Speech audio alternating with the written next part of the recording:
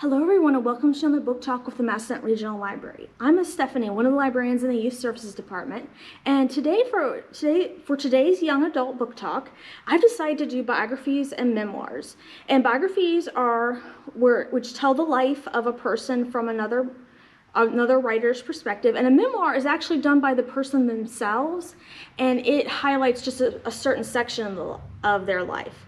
And today I've chosen two biographies and one memoir to talk about. They're about three very different individuals, but they are all very fascinating in their own way. So I'm going to start with Marie Curie, A Life of Discovery by Alice Milani. And she writes an intriguing biography of Marie Curie, a Polish scientist in the late 1800s and early 1900s. And she added a visual element to Maria's life through depicting her story in a graphic novel format. And born in 1867, Maria moved from her native Poland to Paris as a young woman gifted in the fields of mathematics and physics. During her studies at the University of Paris, she met Pierre Curie, a highly skilled physicist, and they eventually fell in love and got married a short time later. And Mary made so many important contributions to science throughout her life, and she won not one but two Nobel Prizes for her work. And among her many scientific accomplishments, Marie, along with Pierre, discovered the elements polonium and radium, making important contributions to the field of nuclear radioactivity. And from the viewpoint that Milani takes is from the perspective of Marie and Pierre's daughters. And first of all, I really liked the watercolor illustrations because they reminded me of Impressionist paintings, which was the prominent art style of France during Maria's lifetime. The narrative was a little confusing because it kept switching back between parts of her life, but there was a timeline in the back which helped sort out the events of Maria's life. And what I really liked is the author did an excellent job of highlighting her many scientific accomplishments in language that was easy to understand, because I had no idea about anything about the field of radioactivity, and I learned a lot from this graphic novel because of that.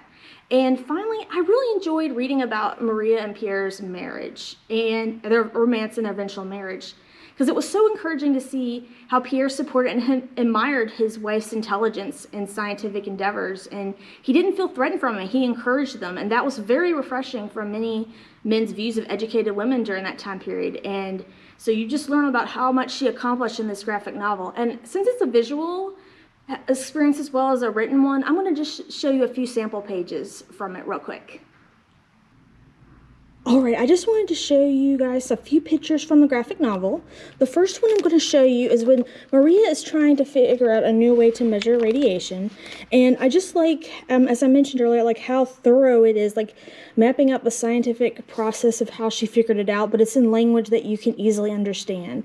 And I thought that was a really compelling part of this graphic novel.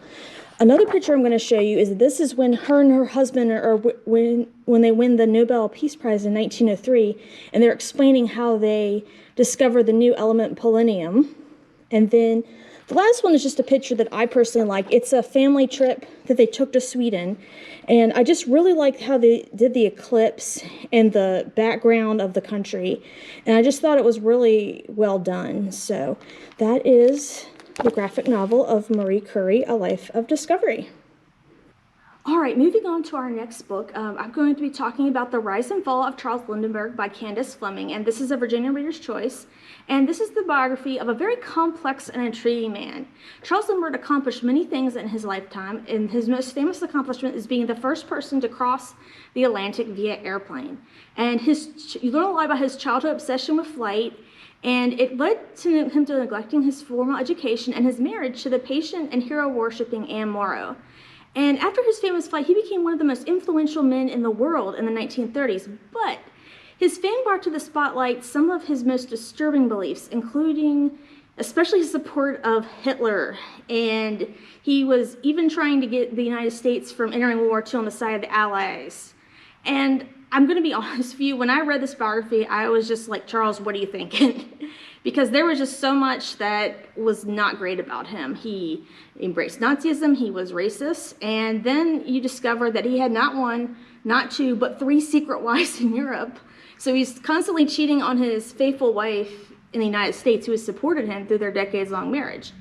But I will give Candace Fleming a lot of credit. She does a great job of doing an unbiased view of Charles Lindbergh, because it'd be really easy to focus on those points, and he did embrace Nazism, and he did cheat on his wife, but he did accomplish much in the field of aviation. His flight paved a lot of ways that we now experience flight through. For us, we just get in an airplane and we go, but Charles Lindbergh paved the way for us to think of air travel as a common form of transportation. And also, I did learn that he did try to conserve many endangered species during his time, including the rhino and a monkey species in India. And I did find, like, especially Fleming, when in 1932, his baby, who was only a year old, was kidnapped from his home and then eventually found murdered. And it showed a really more human side to Charles of this tragedy and just his determination to get his son back. He worked really hard, and it was really heart-wrenching to find the horrible ending to that. And Fleming does a great job. Her writing style is really engaging, and you can also see that she did a lot of historical research. She used many primary sources, including letters from Charles and Anne, magazine and newspaper articles from the time, and there's a lot of really good historical photographs in this book as well. And her skillful research gives the reader an intriguing look into this influential and controversial historical figure. And if nothing else, you will not be bored when reading this. This is by far the longest book that I'm talking about, but it went by so quickly because I just wanted to see what was going to happen in his life next, and that is definitely the mark of a skilled biographer. And finally, I'm going to talk about our memoir. This is called Enchanted Air, Two Cultures, Two Wings, and this is by Margarita Engle, and she got a Newbery Honor Award, and she was the first Latina woman to do that. And this focuses on the first 14 years of her life, and she's writing about her internal conflicts about the start of the Cuban Revolution during the Cold War. Now, while her father was born in the United States, her mother came from Cuba, which is a vibrant tropical island country in the Caribbean. Now, most of the time, Margarita lived in Los Angeles, California, and she constantly dreamed of leaving the noisy, hostile city to her true home in Cuba. But unfortunately, though, her two countries became engaged in war with one another, starting with the Bay of Pigs invasion in 1961. And her world crumbles around her. She's worried about her loved ones in Cuba.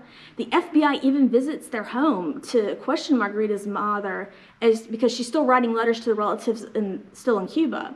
And matters become even worse during the Cuban Missile Crisis in 1961 as well. And during this conflict, Margarita constantly thinks of her island and wondering if she'll ever see it again. And in Margarita's own words, Enchanted Air is a book about childhood memories. I would also consider it a travel memoir because the author does an amazing job of describing Cuba. And her words invoke vivid pictures of the lush and colorful wildlife. It made me feel like I was on the island. And also her thoughts on the situation from the perspective of a child were very interesting as well. And in terms of the more historical parts of the memoir, I found the timeline to be very helpful in putting the Cold War in context with Margarita's childhood. I liked the butterfly and ink drawings that were in each section of the memoir, and her beautiful poetic prose kept me hooked in wanting to know more about her story. And the only negative thing I can really say about this is it's too short. I mean, I just wanted to know more. I mean, I had read the Firefly letters. I did that for a book talk a while back.